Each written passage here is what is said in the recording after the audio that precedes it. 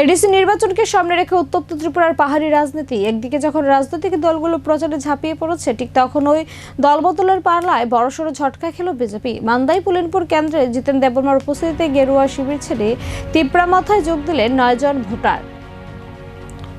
নির্বাচনী দামামা বাজাতেই কোমর বেঁধে মাঠে নেমেছে তিপ্রামাথা। 16 নং মান্দাইনগর পুলিনপুর টিটিআরডিসি কেন্দ্রের প্রার্থী জিতেন দেববর্মা আজ দুষ্কেহাতি এলাকায় বাড়ি বাড়ি গিয়ে জনসংযোগ সারেন। সাধারণ মানুষের অভাব অভিযোগ শোনার পাশাপাশি বুবাগ্রার থানসাবা ঐক্যের বার্তা পৌঁছে দেন তিনি। প্রচারের মাঝেই উত্তর পুলিনপুর এলাকায় বড়সড় সাফল্য পায় মথা শিবির।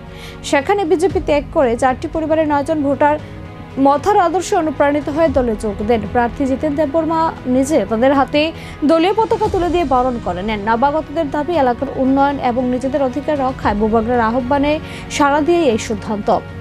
এদিনের এই কর্মসূচিতে জিতেন দেববর্মা ছাড়া উপস্থিত ছিলেন তিপ্রামাথার একাধিক স্থানীয় নেতৃত্ব। রাজনৈতিক মহলের মতে নির্বাচনের আগে যোগদান মান্দাই পুলিনপুর এলাকায় তিপ্রামাথার সংগঠনকে যেমন শক্তিশালী করল, তেমনি বিরোধীদের কপালে চিন্তার ভাঁজ আরও চড়াও করল।